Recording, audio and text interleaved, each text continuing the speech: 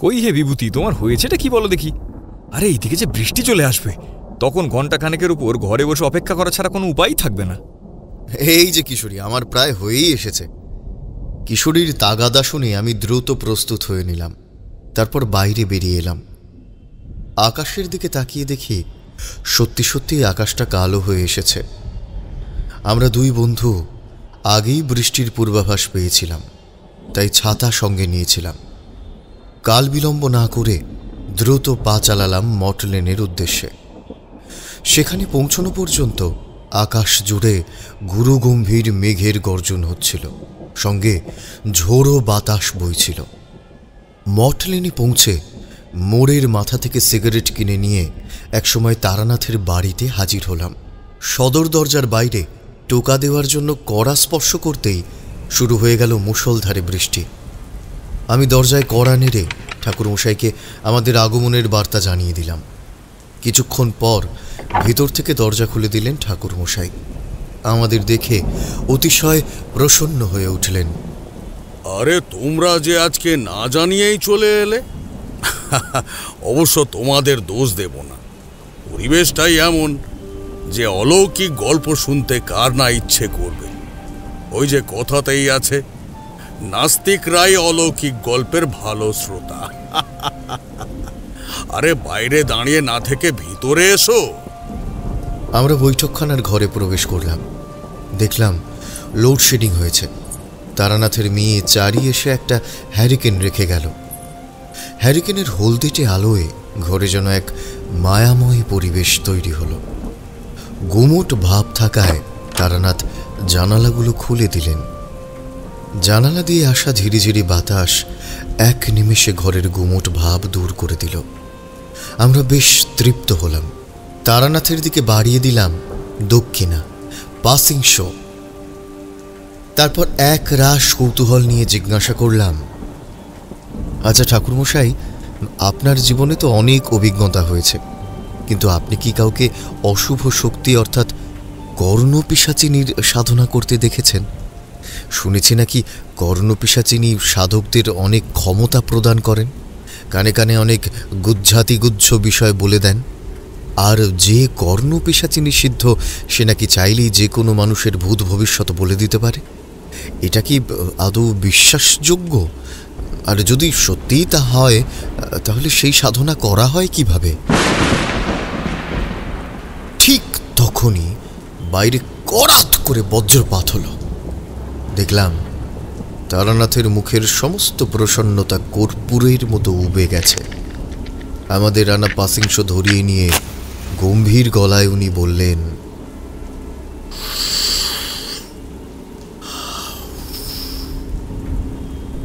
দেখো বিভূতি, আর যাই জিজ্ঞেস করো তাতে আপত্তি নেই, কিন্তু ওই নামটা দ্বিতীয়বার উচ্চারণ করবে না। কারণ ওই সাধনার কথা বলতে গিয়েও আমার প্রাণ কেঁপে ওঠে। শুধু তাই নয়, কর্ণপিশাচিনী যার জীবনে একবার প্রবেশ করে, তার সম্পূর্ণ জীবনটাই নরক বানিয়ে দেয়। সাধক চাইলে কর্ণপিশাচিনী সাধনায় সিদ্ধ হয়ে শত্রুর ক্ষতি করতে পারে, এমন কিছু গুহ্য বিদ্যা প্রয়োগ করতে পারে যা তার শত্রুকে উন্মাদ করে দিতে পারে। তিনি দেবী নন, বরং অপদেবী। কর্ণপিশাচিনী নিয়ে আমার বিস্তর অভিজ্ঞতা হয়েছে। একবার এক ঘটনা দেখেছিলাম। একেবারে সুস্থ স্বাভাবিক একজন মানুষ, বড় বাজারে বেশ বড় ব্যবসা ছিল তার। সেই ব্যক্তি একদিন কর্ণপিশাচিনীর শিকার হলেন। চোখের সামনে দেখলাম তার আমূল পরিবর্তন ঘটল। ব্যবসার কাজে বিন্দুমাত্র মন থাকল না। শুধু তাই নয়, তিনি সুরার প্রতি আসক্ত হয়ে পড়লেন। নিত্যদিন পারিবারিক কলহ লেগেই থাকত। আপনি তো সব জেনেও কোনো প্রতিবাদ করেননি। করব কি করে? উনি যখন আমার কাছে আসেন তখন অনেক দেরি হয়ে গেছে। তবু তার সহোদরা বোন তাকে আমার কাছে এনেছিলেন। তার সেই অশ্রুসিক্ত মুখ মনে পড়লে খুব কষ্ট হয়। আমি প্রাথমিক কিছু টোটকা দিয়ে ওই অপশক্তিকে ঠেকানোর চেষ্টা করেছিলাম বটে, কিন্তু তাতে কয়েকদিন মাত্র ফল হয়েছিল। তারপর তিলে তিলে ওই ভদ্রলোক মারা গেলেন। পরে তার জন্মছক দেখে আমি জানতে পারি আসল হোতা ছিল তার দোকানের ম্যানেজার। সেই ম্যানেজারের মনে ছিল অসীম লোভ লালসা। সে এক নিম্ন শ্রেণীর তান্ত্রিক ধরে তার মালিকের চরম অনিষ্ট করেছিল, আর সেই ক্রিয়া হয়েছিল তারাপীঠ মহাশ্মশানে। তাহলে যখন জেনেই গিয়েছিলেন ওনার মৃত্যুর পিছনে কে দায়ী, তখন তাকে শনাক্ত করে প্রশাসনের হাতে তুলে দেননি কেন? আমি শুধু জানতে পেরেছিলাম কিশোরী, কিন্তু কিভাবে প্রমাণ করব যে সেই ব্যক্তি তন্ত্রশক্তির অপব্যবহার করেছিল? আইন তো এসব তন্ত্রমন্ত্রকে গুরুত্ব দেয় না। তাদের কাছে অপরাধীর বিরুদ্ধে নিরেট প্রমাণ তুলে ধরতে হয়। যাই হোক, উনি বিপত্নিক ও নিঃসন্তান ছিলেন। ফলে ওয়ারিশ না থাকায় তার ব্যবসার সমস্ত কাগজপত্র নিয়ে ম্যানেজার চম্পট দিয়েছিল। বিশাল ব্যবসাটা ধ্বংস হয়ে গিয়েছিল। তাই আমি এসব অপশক্তি নিয়ে বেশি কথা বলতে চাই না, বরং অন্য কোনো ঘটনার কথা বলি। দেখলাম তারানাথ কর্ণপিশাচিনীর প্রসঙ্গ এড়িয়ে যেতে চাইছেন। আমি মনে মনে প্রমাদ গুনলাম, বাইরে যেভাবে বৃষ্টি হচ্ছে তাতে গা ছমছমে একটা গল্প না শুনলে তো ঠিক মানায় না, জমেও না। তারানাথ আবার সিগারেটে কয়েকটা শুক টান দিলেন। তারপর একবার আমাদের দিকে ইঙ্গিতপূর্ণ দৃষ্টিতে চাইলেন। আমরা কিন্তু দমে যাওয়ার পাত্র নই। কিশোরী কিছুক্ষণ পরই নাছর বান্দার মতো বলে উঠল, বলুন না, আমরা তো আর সাধনা করব না, শুধু গল্পচ্ছলেই যদি বলেন তাহলে শুনতে মন্দ লাগবে না। দয়া করে কর্ণপিশাচিনী সম্পর্কিত একটা সম্পূর্ণ অভিজ্ঞতা বলুন না। এই মেঘলা দিনে হাড় হিম করে দেবে এমন গল্পই তো আপনার কাছে কাম্য। কি বলো বিভূতি? তোমরা তো দেখছি একেবারেই নাছোড়, কিন্তু মন্ত্র বলতে পারবো না। যাক, তাহলে শুরু করি। আমার অল্প বয়সের কথা, বুঝলে। আমাদের বাড়িতে তন্ত্রের অনেক পুঁথিপত্তর ছিল। আমাদের পূর্বপুরুষদের অনেকেই সাধনার পথে গিয়েছিলেন। শুনেছি অনেক সাধু সন্ত আসতেন বিশেষ তিথি উপলক্ষে। তারপর কালী পুজো হতো। আমাদের যে ছোট ঠাকুর দালান ছিল, সেখানেই প্রতি অমাবস্যার তিথিতে ছাগ বলি দিয়ে মায়ের পুজো হতো। আর শুনলে অবাক হবে, ওই পুজো করতেন শ্মশানচারী শক্তি সাধকরা। আমার বাবা ছোটবেলায় দেখেছিলেন এসব। পরে আমার ঠাকুরদাও ওই একই পুজো পদ্ধতি শিখে নিয়েছিলেন এবং নিজেও তাই করতেন। আর পরে আমার বাবাও শিখেছিলেন। একবারের কথা মনে আছে, তখন ঘোর অমাবস্যা। আমার ঠাকুরদা এবং আরো ৩-৪ জন সাধক মায়ের মূর্তির সামনে বসে এক বিশেষ যজ্ঞ করছিলেন। যজ্ঞ চলাকালীন একটা চাল কুমড়ো বলি দেওয়া হলো। ঠিক তারপরেই ওই চাল কুমড়ো থেকে রক্ত বেরোতে শুরু করলো। হ্যাঁ, বিষয়টা অবাক লাগলেও বাবার মুখেও ঠাকুরদার রোজ নামচা পড়ে এমনটাই আমি জেনেছি। ওই দৃশ্য দেখে সাধক মণ্ডলী বেশ চিন্তিত হয়ে গিয়েছিলেন।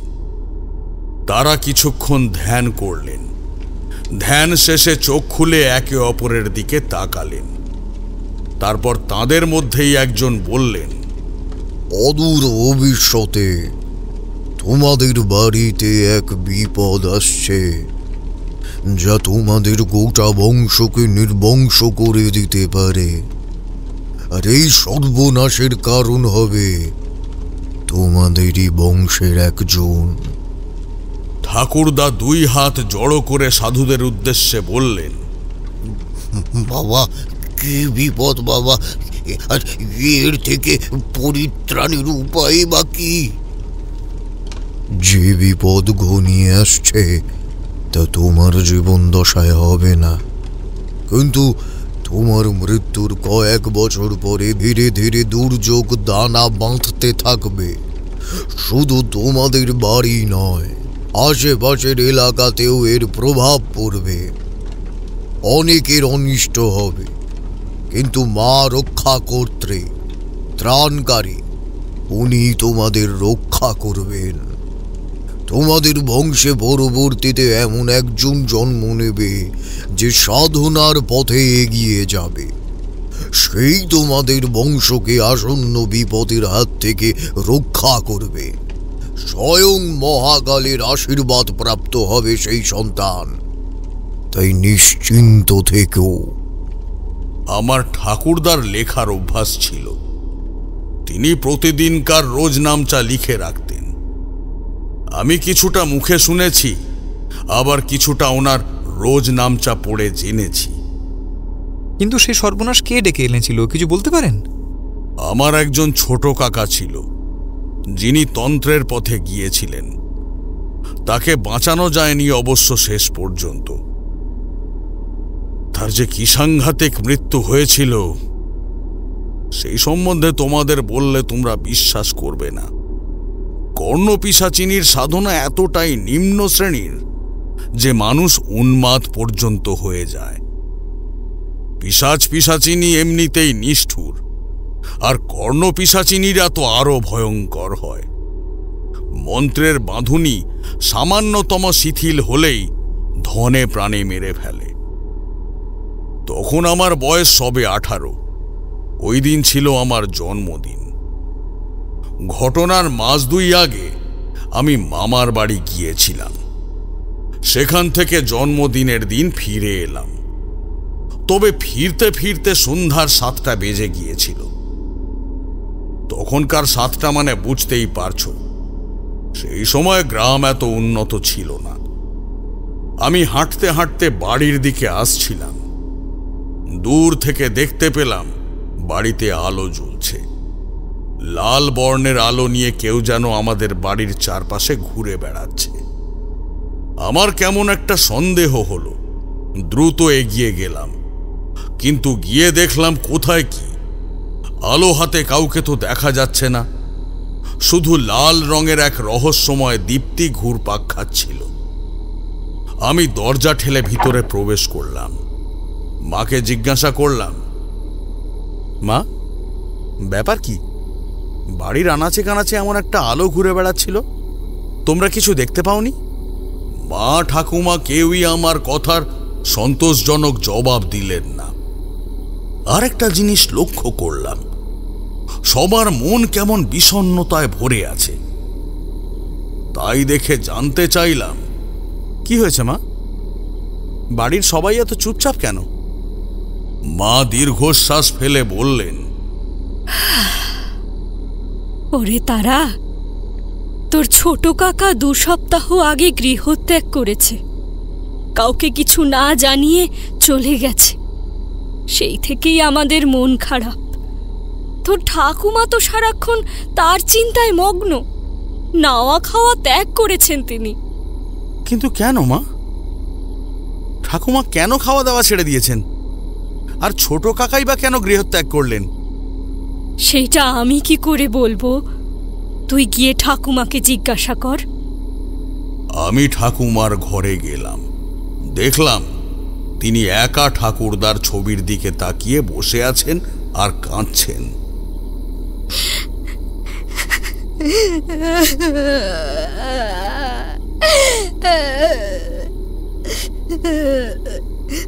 ওগো, ওগো, তোমরা দেখো, আমার ছোট ছেলেটার সংসারটা যে বেচতে গেল গো।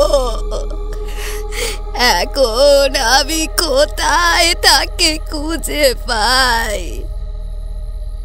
ছোট কাকার বউয়ের আকস্মিক মৃত্যুর পর থেকেই তার স্বভাব আমূল পরিবর্তন হয়ে গিয়েছিল।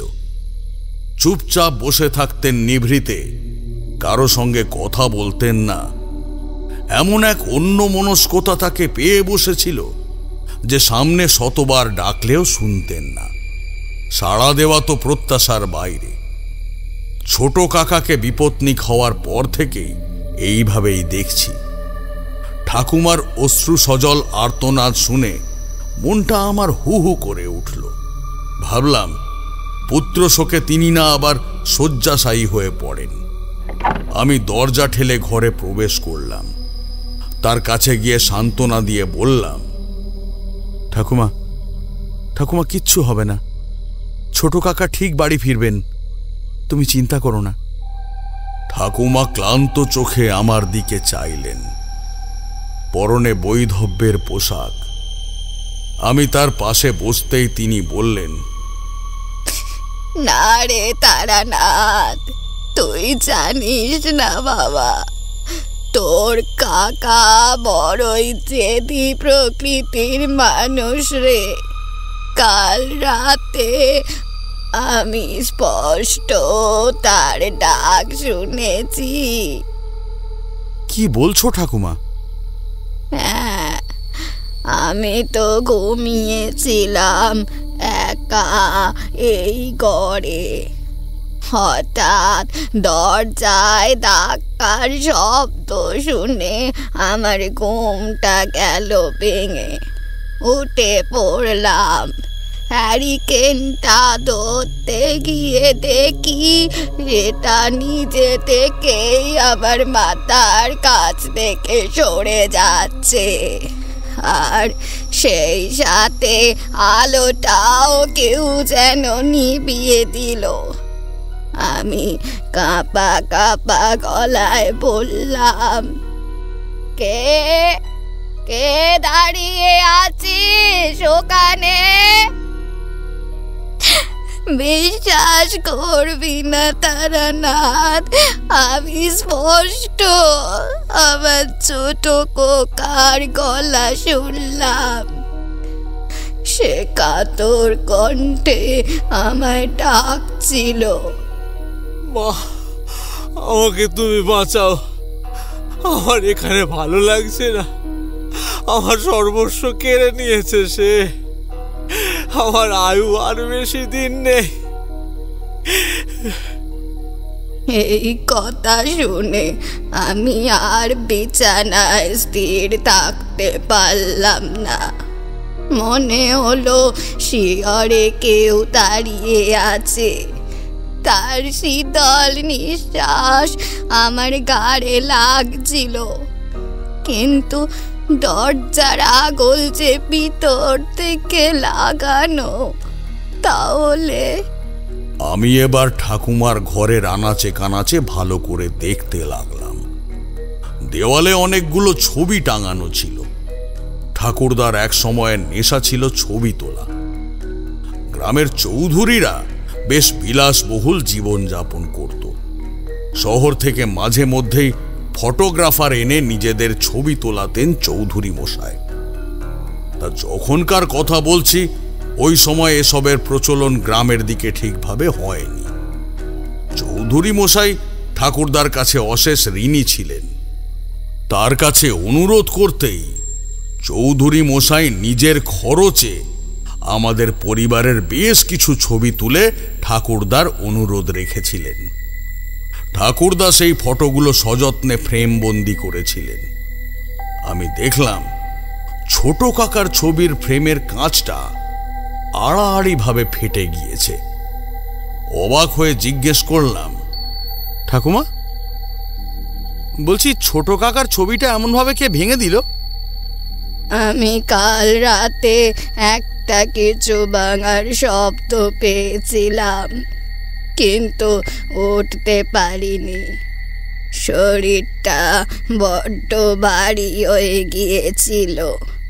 চোখের পাতায় যেন আটার মতো ঘুম লেগেছিল।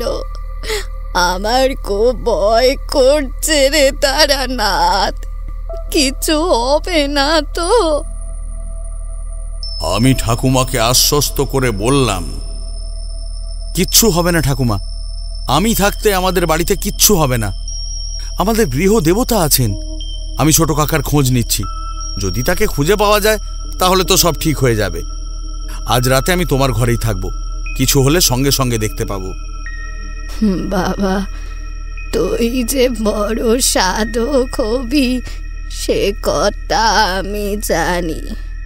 তো ঠাকুরদাও প্রায় বলতেন, তুই যা ভালো বুঝিস কর বাবা। ঠিক আছে ঠাকুমা, তোমার আমার ওপর যে আস্থা জন্মেছে তা যেন অক্ষয় থাকে সেই ব্যবস্থা করব। এই বলে আমি বাইরে এলাম। তারপর ঢুকে পড়লাম ঠাকুরদার ব্যক্তিগত সংগ্রহশালায়। সেখানে তার ছোটখাটো এক গ্রন্থাগার ছিল, যেখানে তিনি তন্ত্রশাস্ত্রের বহু পুঁথি পড়তেন। আমিও সেখানে ঢুকে প্রয়োজনীয় বই খুঁজতে লাগলাম। অনেক ধুলো ঝেড়ে অনেক খুঁজে এক সময় হাতে লেখা একটি পুরনো পুঁথি পেলাম। পাতাগুলো পোকায় কাটা, বিবর্ণ। খুব সাবধানে উল্টে দেখতে লাগলাম একটি অধ্যায়। যা পড়তেই মনে এক প্রকার স্বস্তি এলো। ভাবলাম এবার নিশ্চয়ই আমি ছোট কাকাকে ফিরিয়ে আনতে পারবো। কি ছিল ঠাকুর মশাই, ওই পুঁথির মধ্যে কি ছিল? তন্ত্রের মধ্যে এমন অনেক প্রক্রিয়া আছে যেগুলো সম্পর্কে ওই বয়সে আমার তেমন ধারণা ছিল না, কিন্তু শুনেছিলাম এমন একটা ক্রিয়া আছে যা করলে হারিয়ে যাওয়া মানুষ অবধি ফিরে আসে। খুব জটিল ওই ক্রিয়া। আমি ঠাকুরদার পুঁথিতে ওই ক্রিয়ার উল্লেখ পাওয়ার পর বেশ চঞ্চল হয়ে উঠলাম। আমার স্পষ্ট ধারণা হলো এবার আমাকে যে করেই হোক ওই ক্রিয়া করে আমার ছোট কাকাকে ফিরিয়ে আনতে হবে। কেননা ঠাকুমা আমার ছোট কাকাকে অনেক বেশি ভালোবাসতেন। ওই ভালোবাসার কারণেই পুত্র বিরহে তার চোখ থেকে অহর্নিশি জল পড়তেই থাকত। পুঁথি থেকে ওইটুকু অংশ আলাদা করে টুকে নিলাম। তারপর সেই ক্রিয়া করব কোথায় সেটাও জানা দরকার ছিল। ঠিক করলাম আমাদের বাড়ির পেছনে একটা ছোট্ট বাগান আছে, যেখানে অনেক পেয়ারা গাছ ছিল। আমি ওই জায়গাটাকে পেয়ারা তলা বলতাম। সেইখানেই ক্রিয়াটা করলে কোনো অসুবিধে হবে না, কেননা সেখানে বড় একটা কেউ আসতে যেত না। যদি কাকাকে ফিরে পাই তাহলেই আমার সব কাজ হয়ে যাবে। যদি তিনি ফিরে নাও আসেন তাহলে অন্তত তার হদিশটা ঠিকভাবে পেলে আমি নিজে গিয়ে দেখে আসতে পারবো। কিন্তু আমার জন্যে আরো কিছু বিস্ময় অপেক্ষা করছিল। রাত অনেক হয়ে গিয়েছিল। আমাকে রাতের আহারের জন্য ডাকাডাকি শুরু করলেন মা, বাবা এবং বাড়ির অন্যান্য সদস্যরা। আপনার কি তখন মন্ত্রদীক্ষা হয়ে গিয়েছিল? খেপেছ? 18 বছর বয়স তখন। তন্ত্রের প্রতি আমার একটু ঝোঁক বেড়েছিল। তারপর অল্প বয়সে আমার জীবনেই ঘটে যাওয়া জরাসুরের কাহিনীটি শুনে আমার মনে তন্ত্রের প্রতি একটা গভীর শ্রদ্ধা জন্ম নিয়েছিল। তাই নিজে কিছু করব ঠিক করেছিলাম। অবশ্য তার আগেই কাল ভৈরবের সঙ্গে দেখা হয়ে গিয়েছে। যাই হোক, রাতের খাওয়া শেষ করে আমি ঠাকুমার ঘরে মেঝেতে শতরঞ্চি পেতে বালিশ মাথায় দিয়ে শুয়ে পড়লাম, কিন্তু ঘুম হলো না। কতক্ষণ ঘুমিয়েছি ঠিক নেই। ওই সময়ই মনে হলো কার যেন ঠান্ডা নিঃশ্বাস আমার ঘাড়ে এসে লাগছে। আমি পাশ ফিরে শুলাম, কিন্তু তাতে ওই অস্বস্তি কমল না। এইদিকে আরেকটা কাণ্ড ঘটে গিয়েছিল। বিছানার ওপর শুয়ে ঠাকুমা এপাশ ওপাশ করছিলেন। সেই সাথে গোঙানির এক শব্দ তার কণ্ঠ চিরে বাইরে বেরিয়ে আসছিল। আমি উঠে পড়লাম। তখন হ্যারিকেনটা হাতড়াতে গিয়ে দেখলাম সেটা নেই, কিন্তু আমার স্পষ্ট মনে ছিল আমি নিজেই ঘরে হ্যারিকেন নিয়ে এসেছিলাম। ঠাকুমা বারবার চঞ্চল ভঙ্গিতে ছটফট করছিলেন এবং বলছিলেন, ওরে ওরে কোকা, ভয় পাস না কোকা, আমি আছি তো। তোর কেউ কেশ স্পর্শ করতে পারবে না। তুই তুই ঠিক হয়ে যাবি। আমি নিচে তোকে গিয়ে নিয়ে আসবো। তুই চলে যা, চলে যা শয়তান। আমার খোকাকে কষ্ট দিস না, চলে যা, চলে যা বলছি। এই কথা শুনে আমার স্পষ্ট ধারণা হলো ঠাকুমা একটা বিশ্রী স্বপ্ন দেখছেন। আমি তার পাশে বসে বারবার ডাকতে লাগলাম, ঠাকুমা, ও ঠাকুমা, কি হয়েছে ঠাকুমা? তুমি কার সঙ্গে কথা বলছো? তোমার কিচ্ছু হবে না, উঠে বসো, উঠে বসো, দেখো। কিন্তু কিছুতেই ঠাকুমাকে ঘুম থেকে তোলা যাচ্ছিল না। আমার একটা হাত সম্বল রূপে তিনি চেপে ধরলেন। ওই প্রথম আমি তাকে এতটা অসহায় অবস্থায় দেখলাম, কারণ তিনি ছিলেন বেশ শক্ত সমর্থ স্ত্রীলোক, কোনো পুরুষের চাইতেও কম ছিলেন না। আমাদের 51বর্তী পরিবার তিনি একা হাতেই চালনা করতেন। ঠাকুরদার পর আমাদের অভিভাবক বলতে তিনিই ছিলেন। কিন্তু সেই দিন চোখের সামনে তাকে এইভাবে ছটফট করতে দেখে মনটা খারাপ হয়ে গেল। আমি এবার ঘটি থেকে জল হাতে নিয়ে কালী মন্ত্র জপ করলাম। তারপর সেই জল ঠাকুমার মাথার ওপর ছিটিয়ে দিলাম। দাঁড়ান দাঁড়ান, এই যে আপনি বললেন আপনার দীক্ষা হয়নি, তন্ত্র সম্পর্কে কোনো জ্ঞান ছিল না, তাহলে এই প্রক্রিয়া কার থেকে আয়ত্ত করলেন? না না, এই কথাটাকে বলুন না। তারানাথ কিশোরীর এই যৌক্তিক কথা শুনে ঠোঁটের কোণে মৃদু হাসি ফুটিয়ে বলল, সে কথা একেবারে সত্যি, কিন্তু আসল ব্যাপার কি জানো কিশোরী? আমি কম বয়স থেকেই পৌরোহিত্য করতাম বাড়ি বাড়ি। আমাদের ধরা বাঁধা কিছু যজমান ছিল, আর মা কালীকে আমি খুব মানতাম, কারণ দেবী কালীর সঙ্গে আমার একটা যোগ আছে। বিপদকালে স্মরণ করলে তিনি আমাকে ঠিকই পথের হদিশ দিয়ে দিতেন। ঠাকুমাকে ওই অবস্থায় দেখার পর আমার মাথা কাজ করছিল না, তাই ঠাকুরের সিংহাসন থেকে কিছু পবিত্র জল নিয়ে দেবীর মন্ত্রপাঠ করতে করতে সেটা ঠাকুমার মস্তকে ঠেকিয়ে দিলাম। দেখলাম মন্ত্রের মতো কাজ হলো। ছটফটানি কমল তো বটেই, সেই সাথে লম্বা শ্বাস প্রশ্বাস ছাড়তে ছাড়তে গভীর নিদ্রার কোলে ঢলে পড়লেন। কিন্তু তাও নিশ্চিন্ত হওয়া গেল না। ওই রাতটা যে কত ভয়ঙ্কর ছিল সেটা তোমাদের বলে বোঝাতে পারবো না। কেন ঠাকুরমশাই, এটা বলছেন কেন? তারপর কি হয়েছিল? আমি তো ভেবেছিলাম ঠাকুমা ঘুমিয়ে পড়েছেন, কিন্তু আদৌ তেমনটা হয়নি। হঠাৎ করেই তার গলা থেকে ভেসে এলো অট্টহাসির শব্দ। ওই হাসি শুনে আমি তো চমকে উঠলাম। এইবার উঠে গিয়ে দেখি ঠাকুমা উঠে বসেছেন, তার চোখ দুটো লাল। আমি ওই সময় হাতের কাছে হ্যারিকেনটা পেয়ে জ্বালিয়ে দিলাম। তারপর শিখাটা উস্কে দিয়ে দেখি কোথায় গেল তার সেই লাবণ্যময় মুখ। না, তার মুখমণ্ডল জুড়ে জায়গা নিয়েছে হলদেটে ভাব। শুধু তাই নয়, সাদা চুলগুলো যেন এলোমেলোভাবে ছড়িয়ে পড়েছে সমগ্র পিঠ জুড়ে। ওই অবস্থাতেই তিনি সম্পূর্ণ অপরিচিত কণ্ঠে বললেন, তোর ছোট কাকাকে আমি শেষ করে দেব। ও আমাকে জাগিয়ে তুলেছে। আমি যতক্ষণ না সন্তুষ্ট হব, যতক্ষণ না আমার ক্ষুধা মিটবে, ততক্ষণ আমি তাকে কষ্ট দিয়ে উন্মাদ করে দেব।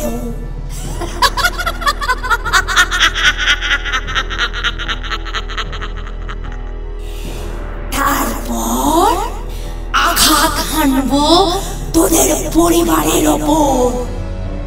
এই পরিবারের একজনও আমার নজর থেকে রেহাই পাবে না। আমার যেন সাহস বেড়ে গেল। আমি তখন গাত্রবন্ধন জানতাম না, শুধু নির্ভর করেছিলাম ঈশ্বরের ওপর। আমি আর পারলাম না তার দিকে তাকিয়ে থাকতে। তার চোখ দুটো তখন যেন জ্বলজ্বল করছে। অন্ধকার প্রায় প্রশমিত হয়ে এলো তার চোখ থেকে ঠিকরে বেরোনো উজ্জ্বল লাল আলোতে। কিন্তু আমার কাছে ছিল মন্ত্রপুত জল। সেটা ছিটিয়ে দিলাম। কিন্তু তাতেও কিছু হলো না। আমি এক পা করে পিছিয়ে আসতে থাকলাম। দরজার আগলটা খুঁজতে লাগলাম। উদ্দেশ্য দরজা খুলে নিরাপদ জায়গায় চলে যাওয়া। কিন্তু কোথায় দরজা? ওই সময় শুনলাম ঠাকুমা বলে উঠল,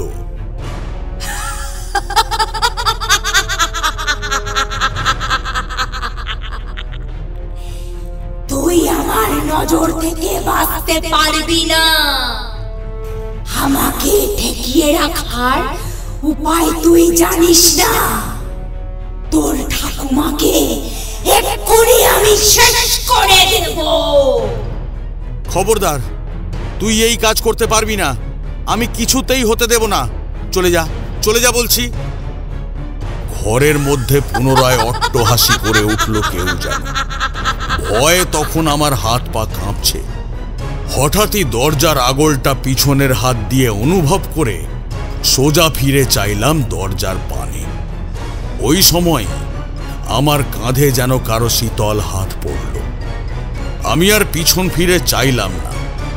দরজাটা খুলে বাইরে বেরিয়ে এলাম। তারপর দরজার শিকলটা বাইরে থেকে আটকে দিলাম। ঠিক সেই মুহূর্তেই শুনলাম একটা ধাক্কার শব্দ। ভিতর থেকে সেই অদৃশ্য সত্তাটি ঠাকুমার দেহে ভর করে বাইরে বেরিয়ে আসার জন্য দরজাটা প্রাণপণে ভাঙার চেষ্টা করছিল। সে যে কি দিন গিয়েছে আমার, সেই কথা মনে করলে এখনো ভয় লাগে। তবে পরে ধীরে ধীরে তার উপদ্রব কমে গিয়েছিল। বলতে গেলে গোটা রাত আমি প্রায় জেগেই কাটিয়েছি। কিন্তু আপনার ঠাকুরমা ওই রকম আচরণ করছিলেন কেন? হয়তো কোনো অপশক্তি ভর করেছিল। সেই অপশক্তি হয়তো চাইছিল আমার ঠাকুমাকে নিষ্ঠুরভাবে হত্যা করতে। কিন্তু আশ্চর্যের ব্যাপার এই যে এটা আমার বোধগম্য হচ্ছিল না কেন কেউ তাকে হত্যা করতে চাইবে। অপশক্তিকে কেউ তো প্রয়োগ করে পথ চিনিয়ে দেবে, তবেই না সেই শক্তি এসে ক্ষতি করবে। আমাদের বাড়ির ওপর যে কটা তান্ত্রিক ক্রিয়া হয়েছিল তার মধ্যে পরোক্ষভাবে কারো হাত আছে, তা আমি বুঝতে পারছিলাম। সে আমাদের বাড়ির গোটা ইতিবৃত্ত জানত। এইভাবেই গোটা রাত অতিবাহিত হবার পরের দিন ঘটল এক অদ্ভুত কাণ্ড। তন্দ্রার ঘোর তখনও পুরোপুরি কাটেনি। আমি হঠাৎ শুনলাম নিচে ঠাকুমার ঘর থেকে হইচইয়ের শব্দ ভেসে আসছে। মা আমাকে ডেকে তুললেন। অশ্রু সজল কণ্ঠে মা বললেন, তারানাথ, এই তারানাথ, দেখ না বাবা, ঠাকুমা দরজা খুলছে না। ব্যাপারটা একটু দেখ না রে বাবা। গতকালের ঘটনা নিমেষেই চোখের সামনে ভেসে উঠল। আমি হাত মুখ না ধুয়েই সোজা কয়েক ধাপ মাটির সিঁড়ি অতিক্রম করে ঠাকুমার ঘরের সামনে চলে এলাম। সেখানে দেখলাম বাইরে থেকে দরজায় ধাক্কাধাক্কি করছেন আমার বাবা ও কাকারা। আমি তখন ছিলাম পরিবারের একমাত্র উত্তরসূরি। ভাইদের তখনও জন্ম হয়নি। দেখলাম পাড়া প্রতিবেশীরাও এসে জড়ো হয়েছেন। সবাই ডাকাডাকি করছে।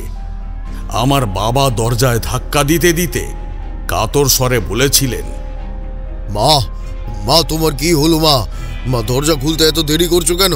মা, মা কি হয়েছে গো? মা দরজাটা খুলে দাও, মা দরজাটা খুলে দাও। মা। পাশ থেকে অনেকে বলে উঠল, ওনার হয়তো শরীর খারাপ হয়েছে, এই জ্বরের ঘরে দরজা খুলতে পারছেন না।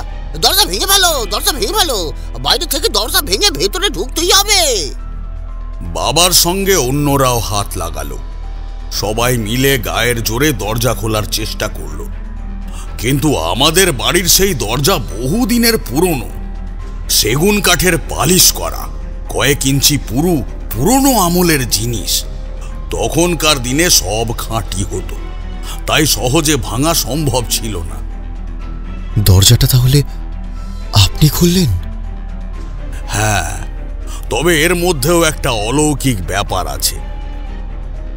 আমি যে আর 5টা ছেলের মতো নই, সেই কথা ছোট থেকেই বুঝতে পেরেছিলাম।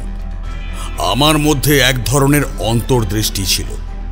বিপদের সময় ঠিক কি করলে রক্ষা পাওয়া যাবে সেই সম্পর্কে আমার একটা ধারণা হয়ে যেত। আমি গ্রামের লোকদের নানাবিধ প্রচেষ্টা দেখতে লাগলাম। সেই মুহূর্তে দরজার ওপর ত্রিকোণ একটা আকৃতি ফুটে উঠল। সেই আকৃতি দেখে আমি সত্যি অবাক হলাম। কোণের দিকে ফুটে উঠল ঠিকই, তবে সেটা শুধু আমিই দেখতে পাচ্ছিলাম, অন্য কেউ নয়। আমি বুঝলাম কি করতে হবে। ঠাকুর ঘর থেকে একটা মাটির মালসা এনে তাতে তেল আর রক্তচন্দন মিশিয়ে চ্যাটচ্যাটে একটা তরল তৈরি করলাম। তারপর সেই তরল দিয়ে দরজার ওপর সেই ত্রিকোণ আকৃতিটা হুবহু এঁকে কালী মন্ত্র পড়তে শুরু করলাম। 3 বার মন্ত্র উচ্চারণ করে দরজায় টোকা দিতেই ভেতর থেকে খিল খোলার শব্দ পাওয়া গেল। দরজাটা খুলল, কিন্তু ঘর ছিল নিকষ কালো অন্ধকারে আচ্ছন্ন। আমি দ্রুত ভিতরে ঢুকে জানালার পাল্লাগুলো খুলে দিলাম। সূর্যের আলো ঢুকে ঘরের গুমোট ভাব কাটিয়ে দিল। মা, ও মা, মা, মা, মা, তোমার কি হয়েছে মা? মা, দেওয়ালে সিলিং এ রক্তের দাগ কিভাবে লাগলো? মা, মা। বাবা আর্তনাদ করে উঠলেন। বাবা বললেন, এই তোমরা জলদি ডাক্তার ডেকে আনো। মা, তোমার কি হয়েছে মা? তুমি কিছু বলছো না কেন? মা, তোমার এত খারাপ অবস্থা কিভাবে হলো এক রাতে? মা, ও মা। আমি দেখলাম ঠাকুমা বিছানায় শুয়ে আছেন, দৃষ্টি ছাদের দিকে নিবদ্ধ, কিন্তু সাড়া শব্দ করার শক্তি নেই।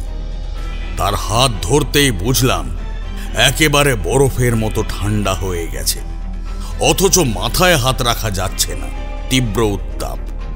বাবা চিন্তিত হয়ে আমাকে বললেন, তারানাথ, তুই তো কালকে ঠাকুমার কাছেই ছিলি, তাহলে কিভাবে এমন হলো? বাবা, এই বাড়িতে অশুভ একটা ছায়া পড়েছে। তুমি যদি পারো তাহলে বাড়িতে শান্তির জন্য একটু কিছু করিয়ে নাও। কাল রাতে আমি খুব বেশি সময় ঠাকুমার কাছে থাকতে পারিনি। তিনি সারা রাত ভুল বকছিলেন ভয়ে।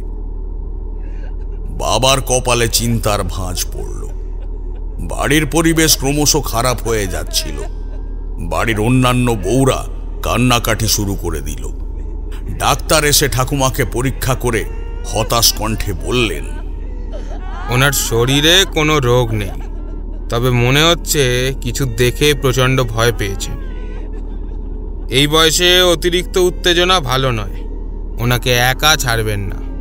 পরিস্থিতি যদি খারাপ হয় তাহলে সদর হাসপাতালে নিয়ে যেতে হবে। ডাক্তারের কথাই সত্যি প্রমাণিত হলো। সন্ধ্যার দিকে মা পুজো দিচ্ছিলেন, আর আমি চণ্ডী মণ্ডপে বসেছিলাম।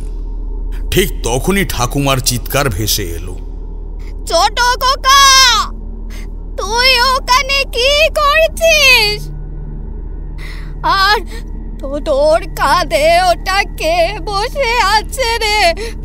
ওকে নামিয়ে ফেল, ওকে নামিয়ে ফেল, ও তোকে মেরে ফেলবে খোকা। দৌড়ে গেলাম আমি ওই শব্দ শুনে। ঠাকুমার ঘরে মিটমিট করে জ্বলছিল একটা হ্যারিকেন। সেই হ্যারিকেনের আলোতে দেখলাম পুনরায় ওনার মুখ ভয়ে পাংশুটে হয়ে গেছে। বিছানা ছেড়ে নড়ার ক্ষমতা নেই, নইলে হয়তো সেইখান থেকে পালিয়ে যেতেন। কি হয়েছে তা দেখার জন্যে ঘরে প্রবেশ করতেই আমার চোখ গেল দেওয়ালের দিকে। হ্যারিকেনের আলো ঠিকরে পড়েছিল সেই দেওয়ালে। কি দেখলেন আপনি?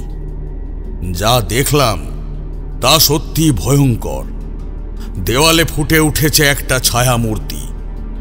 অবয়ব দেখে বুঝতে পারলাম সেটি একজন পুরুষের, কিন্তু তার কাঁধের ওপরে কে যেন চেপে বসে আছে। যে বসে আছে সে মোটেও সাধারণ কেউ নয়। তার মাথার ওপর 2টি শিং, আর তার চোখ দুটি লাল আগুনের মতো জ্বলজ্বল করছে। ওই দৃশ্য দেখে আমার ভেতরে শীতল স্রোত বয়ে গেল।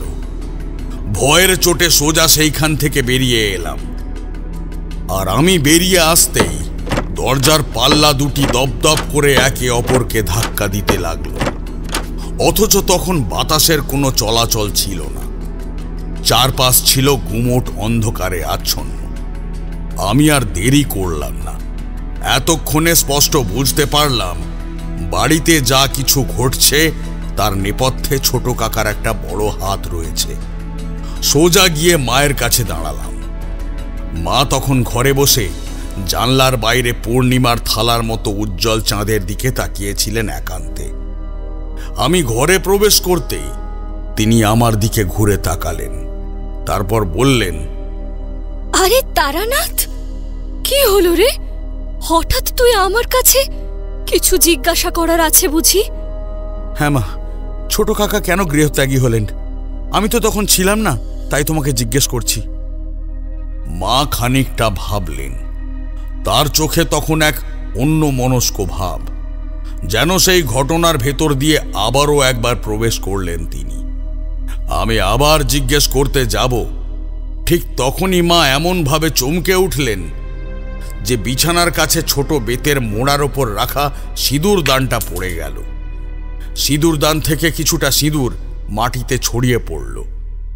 সম্পন্ন গৃহস্থ বাড়িতে সিঁদুর পড়ে যাওয়া, তাও আবার ভর সন্ধেবেলায়, এ এক বড় অশুভ সংকেত।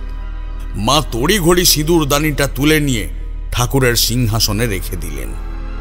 বাকিটা পরিষ্কার করে ইষ্ট দেবতার কাছে বাবার নামে প্রার্থনা করলেন।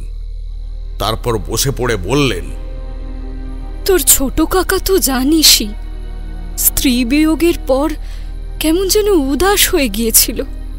নাওয়া খাওয়া ভুলে গিয়ে শুধুই মৃতা স্ত্রীর শোকে ডুবে থাকত। তার জন্য বাড়িতে বলতে গেলে কেউই বিশেষ সুখী ছিল না। তুই তখন বাড়িতে ছিলি না। একদিন খাওয়ার তাগাদা দিতে গিয়েছিলাম তোর ছোট কাকার ঘরে। গিয়ে দেখি দরজা ভেজানো দরজার ফাঁক দিয়ে দেখলাম তোর ছোট কাকা কি সব বই পড়ছে। তাই দেখে আমি বললাম, ঠাকুরপো, কি বই পড়ছো গো? আহা, বই পড়তে পড়তে যে চোখের কোণে কালি জমিয়ে ফেলেছ।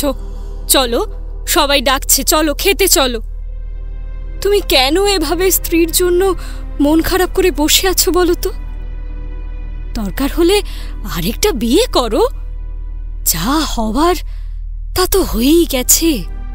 অতীত ভুলে এবার ভবিষ্যতের দিকে তাকাও দেখি।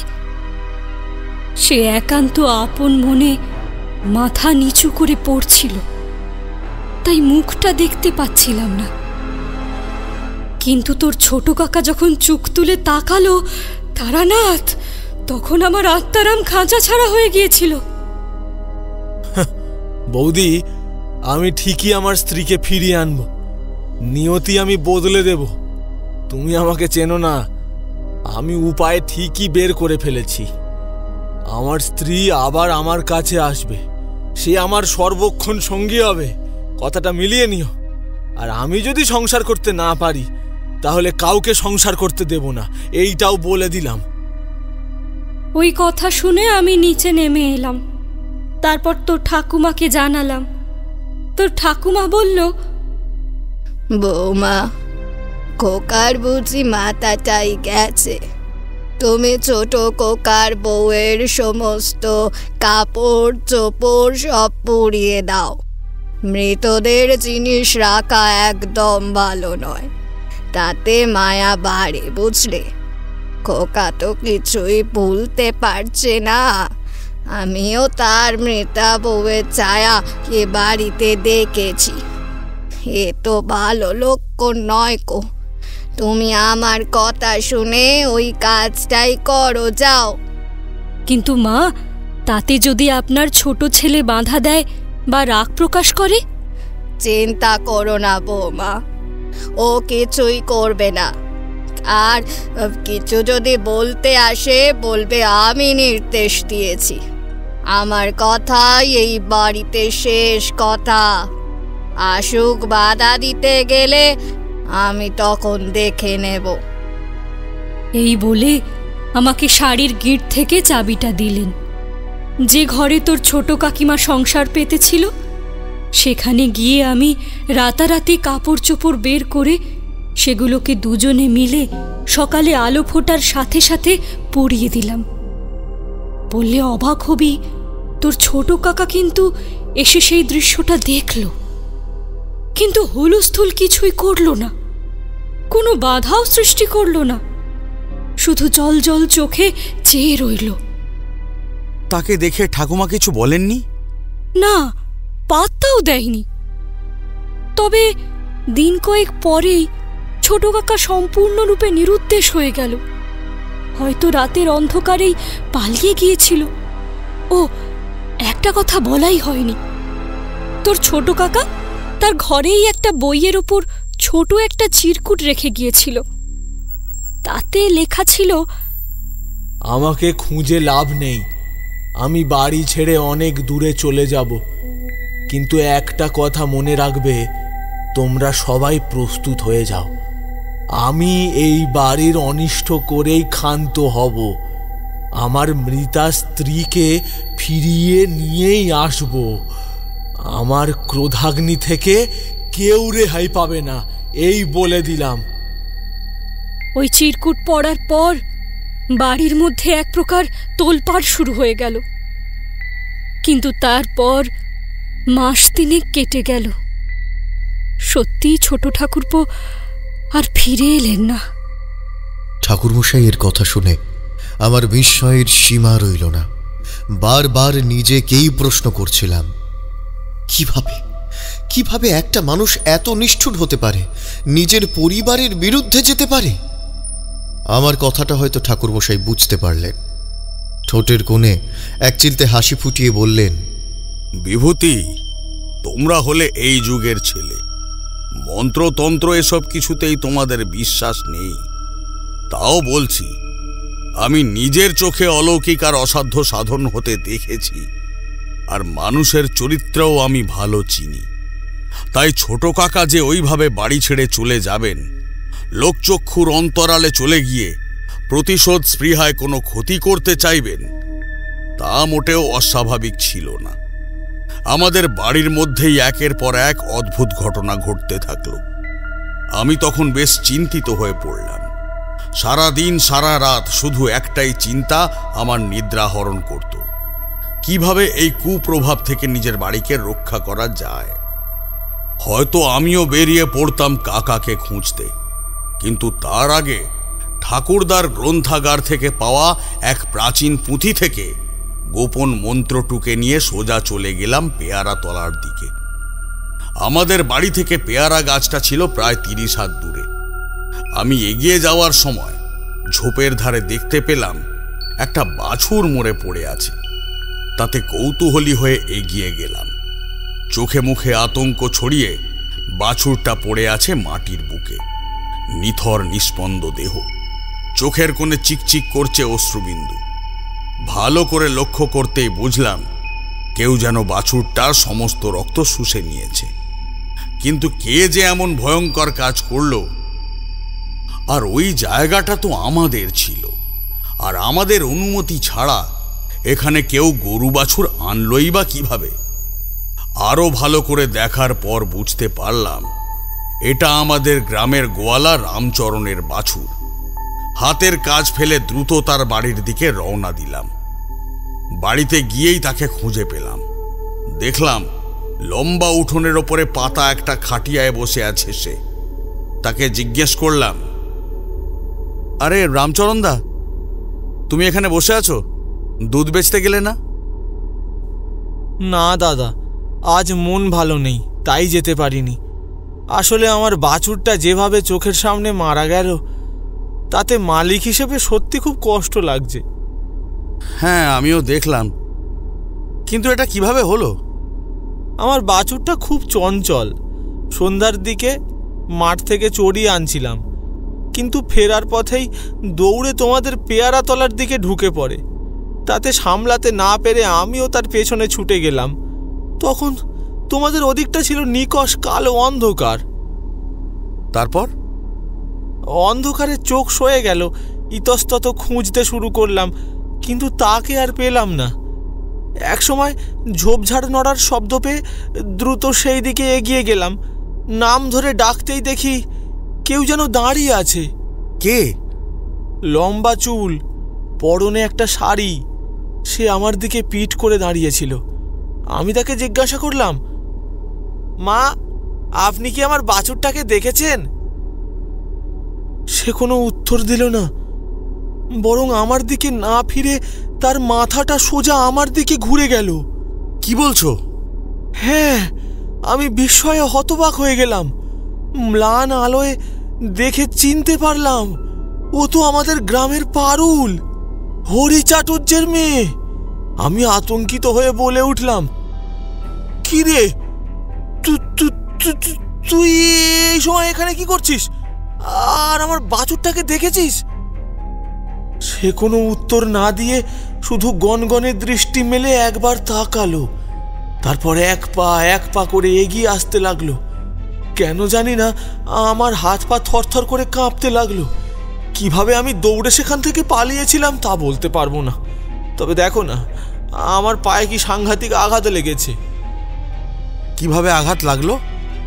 ওই জায়গায় যে নারকেল গাছটা ছিল সেটাই ভেঙে আমার উপর পড়তে যাচ্ছিল। ঈশ্বরের কৃপায় সেটা আমার উপর পুরো গায়ে না পড়ে শুধু পায়ের উপর পড়লো, ফলে প্রাণে বেঁচে গেলাম, কিন্তু পাটা ভেঙে গেল। তীব্র যন্ত্রণায় তখনই ছুটে পালাই। তোমার বাছুরটার কোনো সাড়া শব্দ পেয়েছিলে তারপর? আমার কথাটা শুনে রামচরণ এবার চোখের জল ফেলতে লাগলো।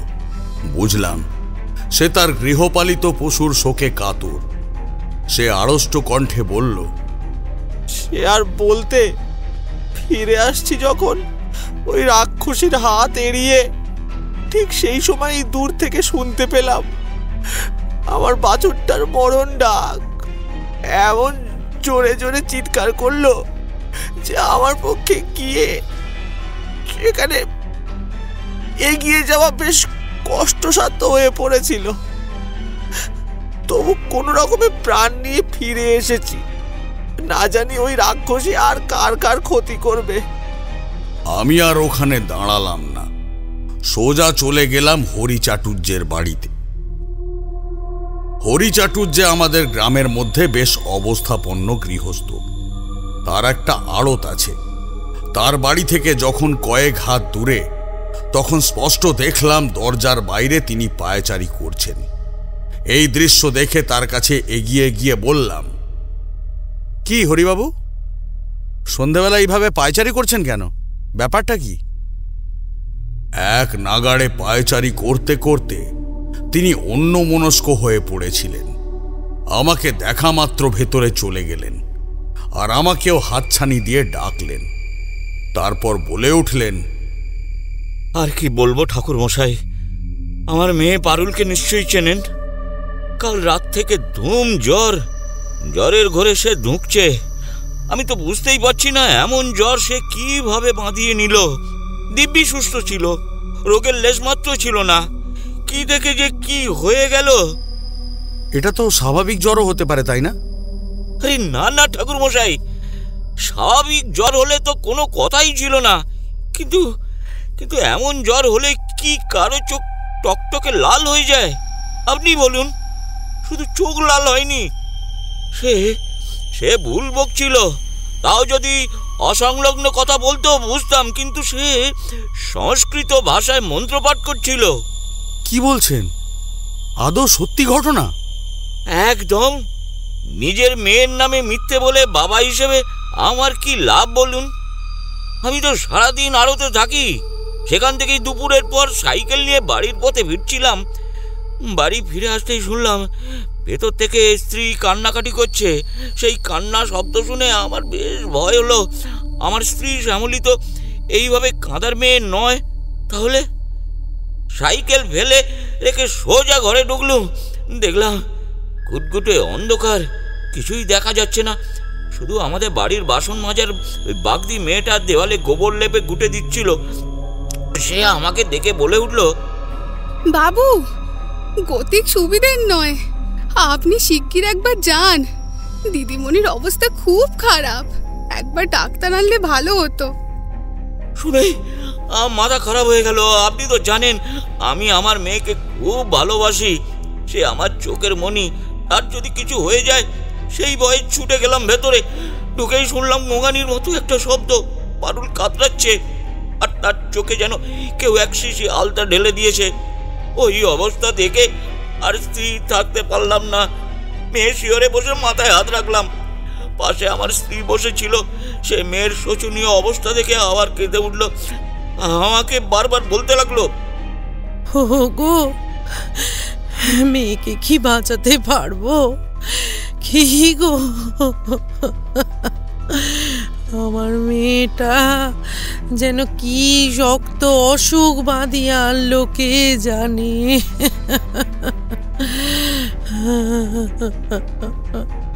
চিন্তা করো না গো, তুমি ভালো করে তার সেবা করো। আমি যখন সান্ত্বনা সূচক কথা বলছি তখনই মেয়ে আমার অদ্ভুত স্বরে কথা বলতে শুরু করলো। তার কণ্ঠ থেকে বের হওয়া দুর্বোধ্য শব্দগুলো মন্ত্রের মতো ঠেকলো। এই মন্ত্রের কি কোনো প্রতিক্রিয়া হচ্ছিল? হ্যাঁ হ্যাঁ ঠাকুর মশাই, আপনি একদম সঠিক অনুমান করেছেন।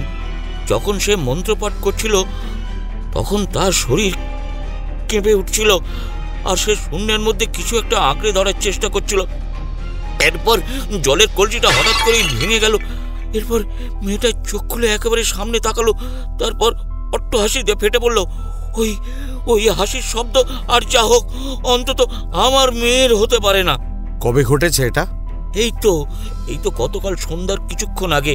মেয়েটা মন্ত্রপাঠ করতে করতে বিছানা ছেড়ে উঠে বসলো। তারপর ভেজানো দরজার দিকে আঙুল তুলে ইশারা করতেই দরজার পাল্লা দুটো হাট করে খুলে গেল। আমার কিছু বোঝার আগে সে দ্রুত বেরিয়ে গেল। আমি তার পিছনে ধাওয়া করতে যাব, তখন শ্যামলী আমার হাত চেপে ধরে কাতর স্বরে বলল, ওগো তুমি ওর পেছনে যেও না। ও কি আমাদের মেয়ে আছে? ওর মধ্যে পিশাচ ভর করেছে। যদি তোমাকে একা পেয়ে কিছু করে ফেলে তাহলে আমাদের তো দুকুল ভেসে যাবে গো। তুমি যেও না ওর পিছনে, যেও না। আমি উত্তেজিত হয়ে গেলাম, কিন্তু শ্যামলী, অন্ধকারে মেয়েটা একা বেরিয়ে গেল। সে যদি আর ফিরে না আসে, পথে ঘাটে যদি বিপদে পড়ে? না, ওর কিচ্ছু হবে না, কারণ এখন সে গ্রামবাসীর বিপদের কারণ হয়ে দাঁড়িয়েছে। তারপর মেয়েকে খুঁজতে গিয়েছিলেন? না ঠাকুর মশাই, ওই দিন রাতে আর সম্ভব হয়নি। কিন্তু পরের দিন সকালে গিয়ে দেখি পেয়ারা তলায় সংজ্ঞাহীন অবস্থায় পড়ে আছে। দেখে মনে হলো সে বুঝি মারা গেছে। কিন্তু নাকের কাছে হাত রাখতেই বুঝলাম সে জীবিত। গ্রামবাসীদের সাহায্যে তাকে বাড়িতে নিয়ে এলাম। কবরেজ মশাইয়ের ওষুধপত্র দিয়েছি, সেই থেকে সে শুয়েই আছে। তবে একটা ব্যাপার দেখে অবাক হলাম, তার ঠোঁটের কোণে লেগে থাকার রক্ত। এটা কিভাবে সম্ভব? যদি কিছু মনে না করেন, আমি কি পারুলকে একবার দেখতে পারি? নিশ্চয়ই, দেখুন, যদি কিছু করা যায়, কোনো পুজো পাঠ করলে যদি সুস্থ হয়, আমি তাই করতেও রাজি আছি। আমি গিয়ে দেখলাম মেয়েটা চুপচাপ পড়ে আছে, মুখের ওপর কাপড় ঢাকা। সেই ঢাকনা সরিয়ে দেখলাম তার শরীরের তাপমাত্রা খুব বেশি। তখনই মন্ত্র পাঠ করে তার মাথার ওপর হাত রেখে চোখ বুজলাম। সঙ্গে সঙ্গে দেখতে পেলাম একটা মেয়ে এক সাধকের ঘাড়ে চেপে বসে আছে আর প্রখর দৃষ্টিতে তাকিয়ে আছে। বুঝতে পারলাম এটাই কর্ণপিশাচিনী, তাকে কেউ পাঠিয়েছে। হরিবাবুকে বললাম, দেখুন, ঘরের মধ্যে ওকে আটকে রাখতে হবে, ও যেন কোথাও না বের হয়। তবে রাতের দিকে ওর উপদ্রব বাড়বে, কেউ ভুলেও সামনে যাবেন না, গেলে কিন্তু বিপদ হতে পারে। আর আমি বাইরে থেকে দরজা লাগিয়ে দিচ্ছি। হরিবাবুর স্ত্রী শ্যামলী কাঁদো কাঁদো মুখে বললেন, কিন্তু মেয়েটা যদি জেগে আমাকে না পেয়ে কেঁদে ওঠে, তখন আমি কি করব বলো তো? হ্যাঁ, ও এখন আপনার মেয়ে নয়। আপনি এখন মেয়েকে অপশক্তির করাল গ্রাস থেকে মুক্ত করতে দিন। রাতে শুধু ইষ্টনাম জপ করবেন। এরপর হরিবাবুকে ডেকে বললাম, দেখুন, আপনার মেয়ের ওপর কেউ কর্ণপিশাচিনী প্রয়োগ করেছে। ওর শরীর থেকে ওই দানবীয় শক্তি দূর করতে হবে। তবে এতে কয়েকদিন সময় লাগবে। একটা বিশেষ যজ্ঞ করতে হবে। তারপর সেই যজ্ঞের তিলক দিলে সে সুস্থ হবে। তাহলে কবে যজ্ঞ করবেন ঠাকুর মশাই? আপনি শুধু বলুন, আমার দিক থেকে কোনো অসুবিধা নেই। যত অর্থই লাগুক আমি ব্যয় করতে রাজি। দরকার হলে 20 বিঘে জমি আছে, সেটাও বিক্রি করে দেব। ব্যস্ত হবেন না, মা তারার ওপর ভরসা রাখুন। মা নিশ্চয়ই কোনো পথ দেখাবেন। অনেক রাত হয়ে গেল। আচ্ছা, আমি এবার চলি। ওদিকে আমার বাড়ির লোক চিন্তিত হয়ে আছে। যা অভিজ্ঞতা হবে সেগুলো আমাকে পরের দিন বলবেন। আশা করি কিছু হবে না। যে ঘরে আপনার মেয়ে থাকবে সেইখানকার দরজা খোলার ভুল করবেন না একদম। এই বলে আমি ওইখান থেকে চলে এলাম, কিন্তু আসার পথেই আমার বেশ গা ছমছম করছিল। রুদ্রপুরে ছিল আমার পৈতৃক ভিটে। ওইখানকার পথঘাট, নদী নালা সবকিছুই আমার চেনাশোনা, কিন্তু তবু যেন পথ চলতে ওই দিন আমার বেশ ভয় লাগছিল। পরনে থাকা উত্তরীয়টায় 2.5 প্যাঁচ দিয়ে আমি গায়ত্রী মন্ত্র জপ করতে করতে চললাম। তখনই বাঁশবাগান থেকে শিয়ালের ডাক ভেসে এলো। শিয়ালের ডাক তো ছোট থেকে কতই না শুনেছি, কিন্তু তবু ভয় লাগছে। আমি এবার বুঝতে পারলাম কেউ যেন আমার পিছু নিয়েছে। ঘাড় ঘুরিয়ে এক ঝলক তাকিয়ে দেখলাম, তারপরেই চলার গতিবেগ বাড়িয়ে দিলাম। ওই দৃশ্য দেখার পর আর থাকা যায় না। কৌতূহলী হয়ে জিজ্ঞাসা করলাম, কি দেখলেন ঠাকুরমশাই? দেখলাম একটা মেয়ে উল্টোভাবে 4 পায়ে ভর দিয়ে আমার দিকে এগিয়ে আসছে, দাঁত মুখ খিচিয়ে। তার এলোমেলো চুল, আর আমার কানের কাছেই ফিস ফিস করে কেউ যেন বলে উঠল, খুব শিগগিরই তোকে আমি শেষ করব, তোর আয়ু বেশি দিন নেই।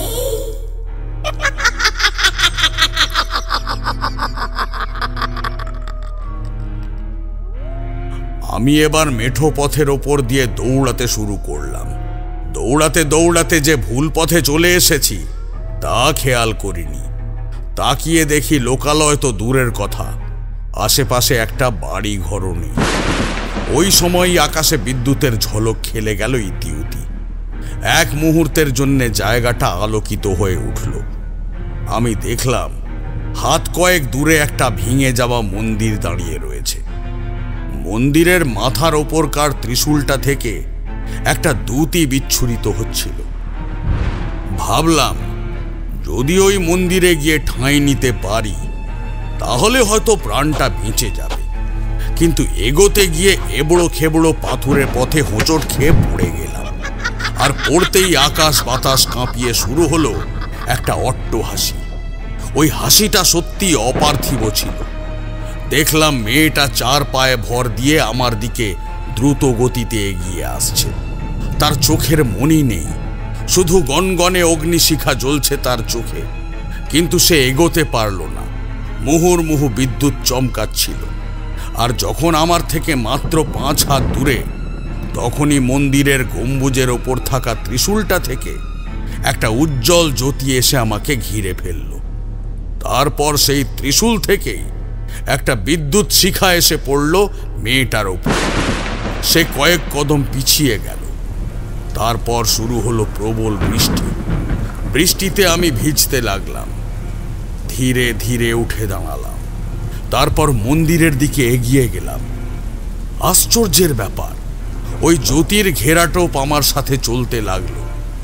শেষমেশ মন্দিরের গর্ভগৃহের সামনে পৌঁছালাম। আর তখনই দেখলাম গর্ভগৃহের দরজাটা আপনা আপনি খুলে গেল। আমি ভিতরে গিয়েই এক প্রশান্তির নিঃশ্বাস ফেললাম। আর ওই মেয়েটা, তার কি হলো? ঠাকুরমশাই আবার একটা পাসিংশ ধরিয়ে মৃদু হেসে বললেন,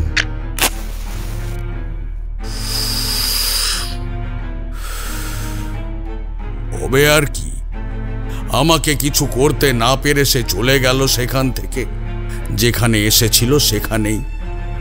আমি অনুভব করলাম ওই মন্দিরে সত্যি একটা দেবীর বাস আছে, কিন্তু তখনই বাড়ি ফিরতে পারলাম না, কেননা তুমুল বৃষ্টি শুরু হয়েছিল। ভাবলাম রাতটা ওই মন্দিরেই কাটিয়ে দিই, কিন্তু আমার চোখে ঘুম এলো না। মন্দিরের গর্ভগৃহের সামনেই একটা বড় চাতাল মতো জায়গা ছিল। গিয়ে দেখি সেখানে কয়েক ঘন্টা আগেই একটা যজ্ঞ হয়ে গিয়েছে। অবশ্য অবশিষ্ট কিছু জগডুমুরের কাঠ ছিল। আমি সর্বদাই একটা ঝোলা রাখতাম নিজের কাছে। বুক পকেট থেকে চিরকুটটা বের করলাম। ওই চিরকুটেই লিখে রেখেছিলাম সেই ক্রিয়াটা। ওই ক্রিয়া করেই আমি ছোট কাকার হদিস পাবো বলে স্থির করলাম। একটা খড়ির টুকরো বের করে পাথরের মেঝেতে এঁকে নিলাম একটা ছক। ওই ছকের বিভিন্ন ঘরে লিখলাম নানাবিধ চিহ্ন। তারপর কালী মন্ত্র জপ করে চোখ বুজে জ্বালিয়ে রাখা প্রদীপের শিখাটা ঘুরিয়ে দিলাম, কিন্তু কোনো কাজই হচ্ছিল না। ঠিক তখনই আবার বাজ পড়ল কড়াত করে। দেখলাম কৃষ্ণদেহী কালী বিগ্রহের গলা থেকে খুলে পড়ল তাজা জবার মালা। ওই মালাটা নিয়ে প্রণাম করে নিজের গলায় ধারণ করলাম। তারপর পদ্মাসনে বসে পড়ে পুনরায় ওই ক্রিয়া করলাম। বললে বিশ্বাস করবে না, আমার করা ক্রিয়া সফল হলো। কানের কাছে কেউ যেন বলে উঠল, ওই গ্রামের নামটা গৌরীপুর, সেখানেই আছে নাকি আমার ছোট কাকা। এক টানা কথা বলতে বলতে ঠাকুরমশাই বেশ ক্লান্ত হয়ে পড়েছিলেন, তাই তিনি নিজেই বললেন, কি বলো তোমরা, আরেক প্রস্থ চা হবে নাকি? আমার মনের মধ্যে চায়ের নেশাটা চাগার দিয়ে উঠেছিল, তাই আমরা সায় দিয়ে ওকে সমর্থন জানালাম। তিনি উঠে পড়লেন। তারপর চারিকে চায়ের কথা বলে এলেন। চা এলো মিনিট 5 পরেই। আমরা একে একে তুলে নিলাম চায়ের পেয়ালাটা। আমাদের কৌতূহলের সীমা ছিল না। বুঝতে পারলাম এবার তারানাথ গল্পের সেই জায়গায় পৌঁছে গিয়েছেন যেখানে রহস্য উন্মোচিত হবে। তাই কিশোরী তাঁকে জিজ্ঞাসা করল, তারপর কি হলো ঠাকুরমশাই? গৌরীপুর গ্রাম আমাদের গ্রাম থেকে পায়ে হেঁটে গেলে দিন 2 লাগে, আর ট্রেন যোগে গেলে ঘন্টা 5। তো পরের দিন সকালে বাড়ি ফিরে এসে জিনিসপত্র গুছিয়ে নিয়ে সোজা চলে গেলাম ট্রেনে করে ওই গ্রামের উদ্দেশ্যে। গ্রামে যখন পৌঁছালাম তখন দিনের আলো কমে এসেছে। তবে বলতেই হবে গ্রামটা বেশ সুজলা সুফলা। আশেপাশে পাখ পাখালির ডাক, তার সঙ্গে অনেকগুলো মন্দির ছড়িয়ে আছে, কিন্তু গ্রামে তেমন মানুষ দেখতে পেলাম না। আমি ভাবলাম গ্রামে কি মানুষ নেই? তখনই নদীর ঘাট থেকে একজন অল্প বয়সী মেয়ে কলসি কাঁখে উঠতে দেখে বিনীতভাবে জিজ্ঞাসা করলাম, এইখানে মানুষ থাকে না নাকি? মেয়েটা খেয়াল করেনি যে আমি তার পেছনে এসে দাঁড়িয়েছি। আমার কথা শুনে থমকে দাঁড়িয়ে গেল। তারপর জিজ্ঞাসা করল, কে আপনি? আমাকে কিছু বলছিলেন নাকি? হ্যাঁ, আমি তারানাথ চক্রবর্তী। আমি জানতে চাইছিলাম এই গ্রামে মানুষজন একদম নেই কেন? সন্ধে হতে চলল, কোথাও কেউ সন্ধ্যা প্রদীপ জ্বালেনি, ব্যাপারটা কি? এই গ্রাম থেকে মানুষ ভিটে মাটি ছেড়ে পালিয়ে যাচ্ছে। আমাদের গ্রামে যে মোরক লেগেছে, একের পর এক মানুষকে সে টেনে নিয়ে যাচ্ছে।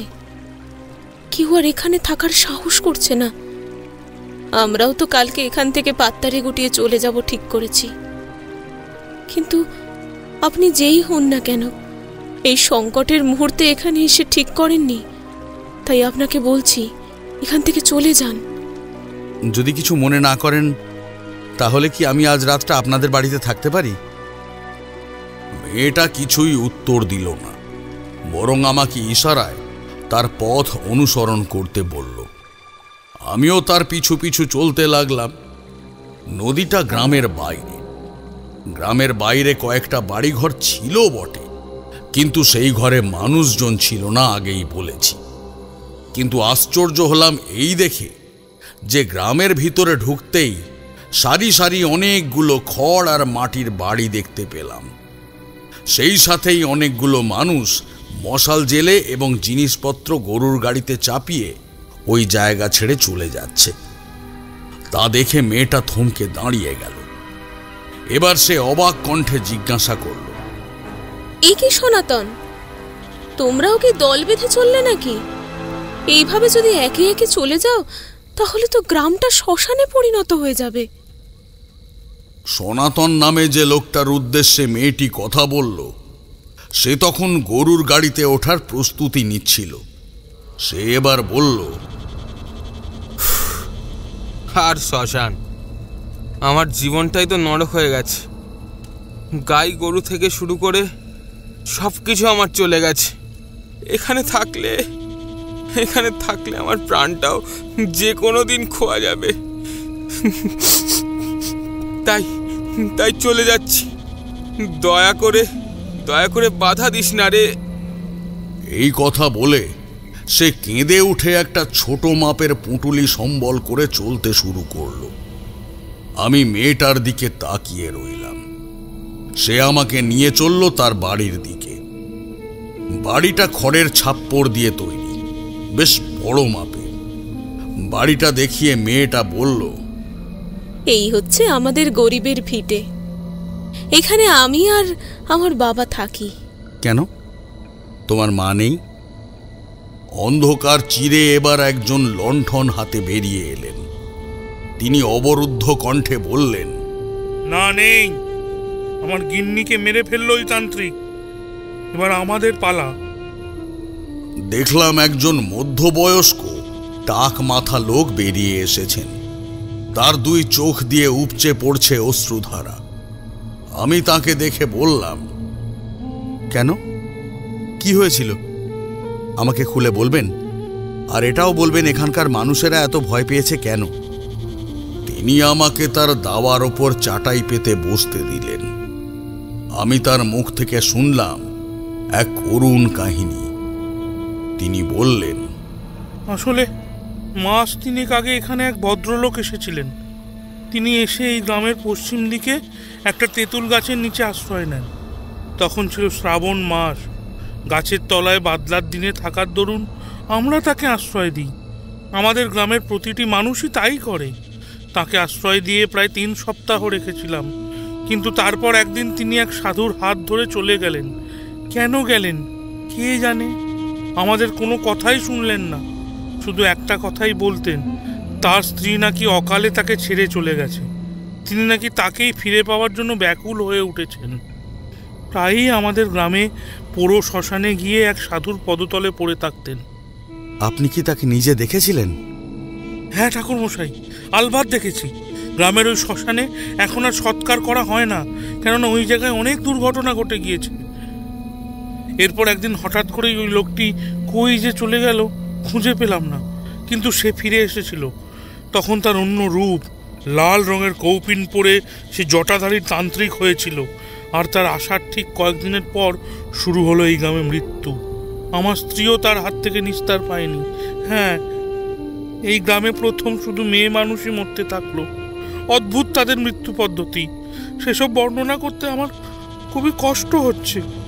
আচ্ছা, এইখানে ওই শ্মশানটা কোথায় বলতে পারেন? দেখুন, আমার বলতে কোনো আপত্তি নেই, কিন্তু ওইখানে যাওয়ার ভুল করবেন না। ওখানে গেলে কিন্তু আপনার প্রাণহানি হবেই। আমি ওই শ্মশানটার হদিস জেনে নিয়ে কিছু বললাম না, চুপ করে রইলাম। কেননা ওই ব্যক্তিটি যদি জানতে পারে যে আমি ওই শ্মশানে যাব, তাহলে কিছুতেই আমাকে ছাড়বে না। তখন আমার ভালো করে গোঁফের রেখাও ওঠেনি। নিতান্তই ছেলে মানুষ তখন আমি। বেশ গরম ছিল রাত্রিবেলা। ওনার মেয়ের রান্নার হাত চমৎকার। আমাকে সে ডাল ভাত আলু পোস্ত দিয়ে রাতের আহার করিয়ে বিছানা পেতে দিল। তারপর ক্রমেই ওরা দোর বন্ধ করে দিল। আমি গরম থেকে রেহাই পাওয়ার জন্যে প্রকাণ্ড উঠোনের ওপর বিছিয়ে রাখা তক্তা পোষেই শুয়েছিলাম, কিন্তু আমার কান খাড়া ছিল। পাশেই রেখেছিলাম একটা ছোট্ট লণ্ঠন। ওই লণ্ঠনটা নিয়ে আমি পিছনের অংশ দিয়ে, অর্থাৎ যেইখানে দেওয়ালটা কিছুটা ধসে পড়েছে, ওই দিক দিয়ে বাইরে বেরিয়ে গেলাম। নিকষ কালো অন্ধকার, দেখা যায় না কিছুই। পথঘাট মনে রেখে খালি পায়ে একাই চলতে লাগলাম ওই শ্মশানের উদ্দেশ্যে। আমার মন বলছিল যে ছোট কাকা আছে, ওইখানেই আছে। ওইখানে গেলেই আমি তাকে দেখতে পাব। পৌঁছে গেলাম প্রায় 15 মিনিট পরে। গভীর নিশুতি রাতে শ্মশানের মধ্যে একটা গাছের দিক থেকে ধুনির ধোঁয়া ভেসে আসছিল। আমি অন্য একটা গাছের গুঁড়ির আড়ালে দাঁড়িয়ে কাকার কর্মকাণ্ড দেখতে লাগলাম। নিজের চোখকে বিশ্বাস করতে পারছিলাম না। আমার এমন সহজ সরল কাকাটার রূপই পরিবর্তিত হয়ে গিয়েছিল। কি ফর্সাই না ছিলেন! তার ওই ফর্সা গায়ের রং কাঠ কয়লার মতো কালো হয়ে গিয়েছিল। আমি এগোচ্ছিলাম ধীরে ধীরে। ওই সময় একটা রাত জাগা পাখি কর্কশ ধ্বনি করে উঠল। নিজের অজান্তে একটা ভীতিপ্রদ শব্দ আমার মুখ থেকে বেরিয়ে গেল। আমার উপস্থিতি সম্বন্ধে উনি জেনে গেলেন। তারপর উনি আমার পানে চাইলেন। তারপর আশ্চর্যভাবে আমাকে চিনতে পেরে বলে উঠলেন, তারানাথ, তুই এখানে এসে মোটেই ভালো করিসনি। আমি গিয়ে বসে পড়লাম তার পাশে। তারপর তাকে বললাম, দেখুন, আপনি যে কাজটা করছেন ঠিক করছেন না। আপনি কি করেছেন আমাদের বাড়ির ওপর? এইবার শুনলাম তার কান ফাটানো অট্টহাসির শব্দ। কাকা রাগে অন্ধ হয়ে বলে উঠলেন,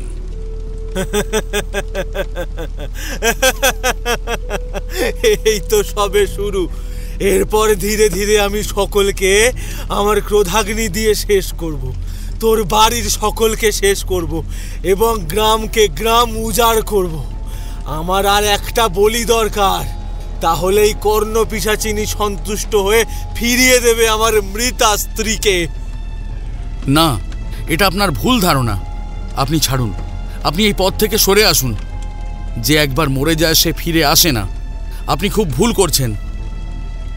আমার দিকে লাল চোখে তাকিয়ে রইল আমার তান্ত্রিক কাকা। তাকে চেনার উপায় নেই। সে আমার সামনেই কিছু একটা মাটির মালসা থেকে নিয়ে আগুনে ফেলতেই আগুনটা কয়েক ধাপ উপরে উঠে গেল। আমি অবাক হয়ে শুধু তাকিয়ে রইলাম তার পানে। তারপর বুঝলাম বোঝানোর কোনো লাভ নেই। শেষমেশ বললাম, তাহলে আপনি আপনার সিদ্ধান্তে অনড়, তাই তো? আমি কাউকে টিকতে দেব না। কর্ণ পিশাচিনী সকলকে শেষ করবে। ঠিক আছে, দেখা যাক শুভ ও অশুভ শক্তির মধ্যে কে জয়ী হয়। ওইখান থেকে আমি চলে এলাম। আমি মনে মনে ঠিক করে রেখেছিলাম কি করতে হবে। বাড়ি ফিরে আসছি, ওই সময় তান্ত্রিকের অট্টহাসি শুনতে পেলাম। ওই অট্টহাসি শুনেই দ্রুত ওই শ্মশান থেকে ফিরে আসার সিদ্ধান্ত নিলাম। তারপর এক প্রকার জেগেই রাতটা কাটিয়ে দিলাম ওদের বাড়িতে। পরের দিন সকালেই স্থির করলাম যে আমাকে বাড়ি ফিরে যেতে হবে। না জানি বাড়ির কি অবস্থা। আমি বাড়ি ফিরে যাচ্ছি শুনে ওই মেয়েটা আমাকে প্রণাম করে বলল, আপনি এলেন, কিছুই তো অতিথি সৎকার করতে পারলাম না। আবার আসবেন আপনি দয়া করে। এমনই সংকটাপন্ন অবস্থা গ্রামের, কে জানে আবার আপনার সাথে দেখা হবে কিনা। নিশ্চয়ই হবে। ওই তান্ত্রিক কর্ণ পিশাচিনীকে অবলম্বন করেছে। ওই কর্ণ পিশাচিনী তাকে উদ্বুদ্ধ করছে গ্রামের মানুষকে মৃত্যুর দিকে এগিয়ে নিয়ে যাওয়ার জন্য। তুমি পারলে এইখান থেকে নিরাপদ আশ্রয়ে চলে যাও বাবাকে নিয়ে। আমি যদি এইখানে আসি তাহলে অবশ্যই দেখা করব। আশা করি তখন শূন্য গ্রামে আবার মানুষজন ফিরে আসবে। ওই দিন আমি ওদের আশ্বাস দিয়ে ফিরে এলাম গ্রামে। আপনার গ্রামের অবস্থা কি ছিল ঠাকুরমশাই? আর হরিচাটুর্যের মেয়ের ঠিক কি হয়েছিল? হ্যাঁ, আমি নিজের বাড়ি ফেরার পথে খোঁজ নেওয়ার সময় পাইনি। প্রায় 5 ঘন্টা জার্নি করে যখন গ্রামে এসে পৌঁছালাম তখন মনে হচ্ছিল কতক্ষণে ঠাকুরদার সেই ঘরে গিয়ে পৌঁছাই। আসলে ওই যে শক্তি সাধকরা ঠাকুরদাকে বিপদ সম্বন্ধে বলেছিলেন, তারাই অনেক সাধনা করে সেই বিপদ থেকে পরিত্রাণের উপায় বলে দিয়েছিলেন। কর্ণ পিশাচিনীকে ঠেকাতে গেলে ওই পদ্ধতিগুলো অনুসরণ করে আমাকে প্রথমে সেই সাধকদের আহ্বান করতে হবে, তারপর তাদের সাথে যজ্ঞ করতে হবে। তারপর ওই যজ্ঞ থেকে বেরিয়ে আসবে এক শক্তি, যা কর্ণ পিশাচিনীকে ফিরিয়ে দেবে তার নিজের জায়গায়। আর অসৎ সাধক পাবে উচিত শিক্ষা। আমি বাড়ি ফিরে এলাম।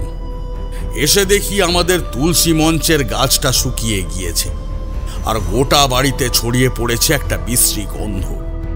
মা আমাকে দেখেই বলে উঠলেন, তারানাথ, তারানাথ, তুই দেখে যা, তোর ঠাকুমা কি সব করছে, কিরকম অদ্ভুত আচরণ করছে। মা, আমার এখন দেখার সময় নেই। আমি যা করার এবার হাতে কলমে করেই দেখাবো, তুমি ভাববে না কিছু। এই বলে 2 ঘন্টার মধ্যে জোগাড় করলাম প্রয়োজনীয় উপকরণ। তারপর সেই উপকরণগুলো নিয়ে সোজা চলে গেলাম বাগানের একেবারে শেষ প্রান্তে। যেইখানে বসে আমি ওই ক্রিয়া করব, সেই জায়গাটা শান্ত হওয়া দরকার। শান্ত হলে পরেই আমি সুষ্ঠুভাবে ক্রিয়া করতে পারবো। তারপর নিজের হাতে একে একে সবকিছু সাজালাম। সামনে আগুন জ্বালিয়ে রাখার জন্য বালি দিয়ে একটা ত্রিভুজ ক্ষেত্র নির্মাণ করলাম। তারপর তার দিকে 4টি জবা ফুল রেখে মনে মনে বীজ মন্ত্র আউড়ে গেলাম। চাঁদ উঠেছিল, তার তীব্র জ্যোৎস্নায় আমার চোখে সবই দৃশ্যমান হচ্ছিল। কিন্তু উপুর করা কাঠের ওপর ঘি দেওয়া একটা চেলা কাঠ যেই না ঘুরিয়ে দিলাম, তখনই আকাশের চাঁদটা মেঘ এসে ঢেকে দিল। তারপর শুরু হলো প্রবল হুঙ্কার। তোমরা আশা করি বুঝতেই পারছো, আমি তখন সবে তন্ত্রের পথে নতুন, গুরু দীক্ষা তখনও হয়নি। শুধু পুঁথির জ্ঞান নিয়েই আমি ওই ক্রিয়াটা প্রয়োগ করব বলে বসেছিলাম। আমার পরিবারকে যে করেই হোক পরিত্রাণ দিতেই হতো। তাতে যদি আমার প্রাণটা চলেও যেত, তাও কিন্তু আমি তোয়াক্কা করতাম না।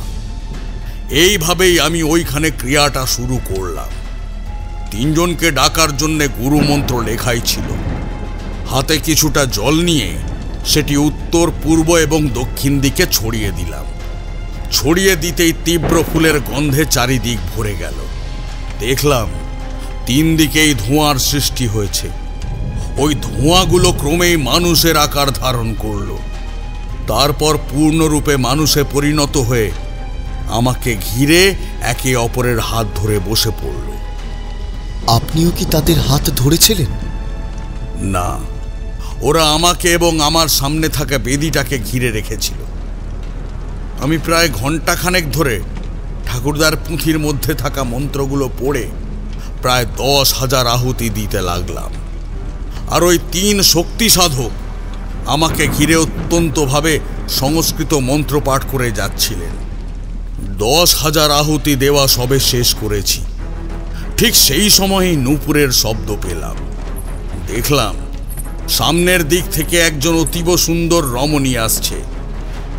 সে এসে আমার সামনে বসে পড়ল। তারপর খিলখিল করে হেসে উঠে বলল,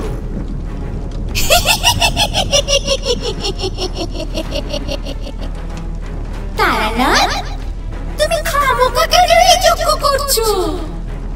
আমার শক্তি যদি গ্রহণ করো, তাহলে তোমার অনেক ক্ষমতা হবে।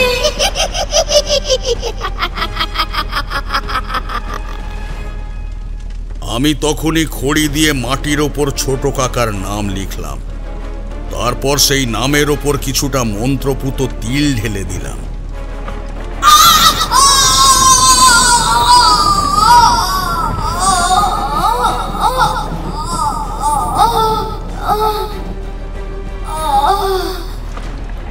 বিশ্বাস করবে না, কর্ণপিশাচিনী চিৎকার করে উঠল।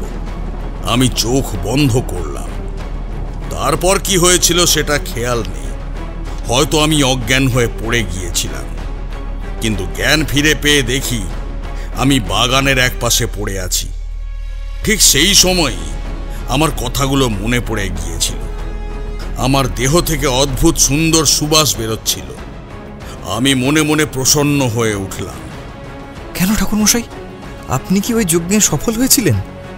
হ্যাঁ কিশোরী, ঠাকুরদার ওই পুঁথিতে স্পষ্ট হরফে লেখা ছিল যে সাধক যদি কর্ণপিশাচিনীর সাথে যুদ্ধে এঁটে ওঠে, তাহলে তার দেহ থেকে সমস্ত কলুষতা দূর হয়ে যাবে এবং দেবতার ন্যায় তার দেহ থেকে সুগন্ধ বিচ্ছুরিত হবে। যাই হোক, আশেপাশে পাখ পাখালির দল ডেকে উঠল। আমি উঠে গিয়ে যজ্ঞের বিভূতি দিয়ে একটা ঘোল তৈরি করলাম আর সঙ্গে থাকা জলটা নিয়ে গেলাম বাড়িতে। তারপর বাড়ির ত্রিসীমানায় ছড়িয়ে দিলাম সেই জল। ঠাকুরমার কপালেও পরিয়ে দিয়েছিলাম সেই তিলক। ওনার মধ্যে থাকা সমস্ত ছটফটানি কমে এসেছিল। আমি তারপর হরিচাটুর্যের মেয়েকেও ওই মন্ত্রপুত তিলক পরিয়ে দিয়েছিলাম। সব কিছুই ঠিক হয়ে গিয়েছিল। আর আপনার ছোট কাকার কি হয়েছিল? তার তো মর্মান্তিক পরিণতি হয়েছিল, সে তো আগেই বললাম। অশুভ শক্তির মাধ্যমে যদি কেউ মৃত আত্মাকে ডেকে আনতে চায় তাহলে তার পরিণতি খারাপ হবেই। শুনেছিলাম উনি নাকি শেষ রাতে ভয় পেয়ে শ্মশান থেকে পালিয়ে পাগলের মতো পুরো গ্রামে ঘুরে ফিরেছিলেন। গ্রামের লোকেরা শুনেছিল তার কণ্ঠের তীব্র চিৎকার। ছোট কাকা বারবার বলছিলেন, চলে যা, চলে যা, চলে যা, কাল লাগিনি, চলে যা, আমি তোকে ফিরে পেতে চাই না, আমি চাই না, আমি চাই না তোকে ফিরে পেতে, চলে যা, আমি চাই না আমার মৃতা স্ত্রীকে, আমাকে ছেড়ে দে, আমাকে ছেড়ে দে, চলে যা, চলে যা, চলে যা। এই পর্যন্ত বলে ঠাকুরমশাই থামলেন এবং ভেতরে যাওয়ার জন্য উঠে দাঁড়ালেন। আমরা বুঝতে পারলাম গল্প শুনতে শুনতে এতটাই বিভোর হয়ে গিয়েছিলাম যে কখন ঘন্টা 2 কেটে গিয়েছে খেয়ালই ছিল না। তাই আর বাক্য ব্যয় না করে মঠ লেন থেকে চলে এলাম।